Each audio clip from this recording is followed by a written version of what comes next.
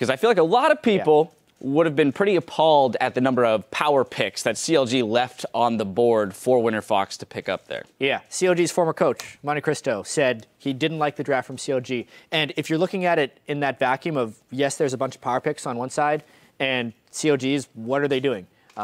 It looks that way. But honestly, in my opinion, CLG knew they had better communication. Who would have thought 2 years ago that you could say everyone speaks the same language and have that be an advantage in the LCS? Because it, whatever. But they knew that with the power picks, CLG had every single lane that was stronger.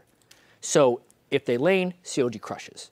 However, if they lane swap, CLG has better communication. Avalon is new to the LCS. Glebe is still a temporary substitute for the team. CLG also wins. So that's why I ended up liking that draft of strong lanes from CLG. Well, and we saw CLG, especially in the bot lane, go for that early Gromp, which granted them the level 2 and out-traded Altec and Glebe heavily very early in the game. Yeah, and that gave them the advantage bottom lane that they kept shoving up. And Afromu, every time he backed, he would go roam somewhere else and come straight down the lane. And that's the strength of CLG right now, in my opinion, is when they play pick compositions, they don't let other teams operate to their MO. They get you very early on and create this advantage that you saw there when Winterfox started getting the team fights. It wasn't working out for them because of how much of an advantage they created through Afromu's roaming, through them rotating towards objectives.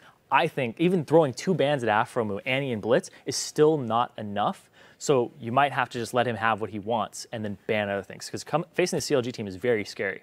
You have to shut Afromu down somehow. And we heard Link say that their confidence is at an all-time high. Yeah, the potential intensifies again. I know. There's always the potential. No. So I want to challenge you guys real quick to poke a hole. If you had to poke a hole in CLG and their current play, where would it be? I mean, yeah, it was a good draft, but giving away those many power picks is never a great thing. Like, it's better to have your cake and eat it too, have the power picks and also win the lanes.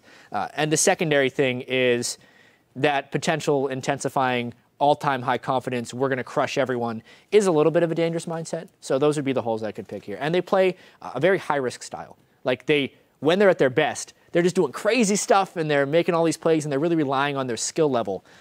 Occasionally that won't work out and it'll cost them a game or two. Yeah, when you play a lot of pick compositions, what counters that is good team fight that groups up in the early mid game and starts shoving things down. Because in order to get a pick, the people have to be separated from the main flock. So I think that mid game team fights and early tower pushing is what could be the bane, and good communication so that you can execute a team fight appropriately. All right, so hopefully they don't get overly confident, but they look good.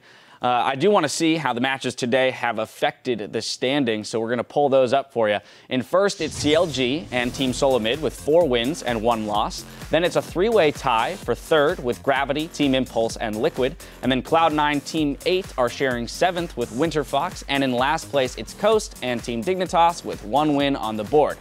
Now, we will be back tomorrow with another full slate of matches starting the day off. Cloud9 is going to take on Coast. After that, it's CLG versus Gravity, followed by Team Liquid and Dignitas. Then we'll conclude the day with TSM versus Team Impulse. Meet us back here.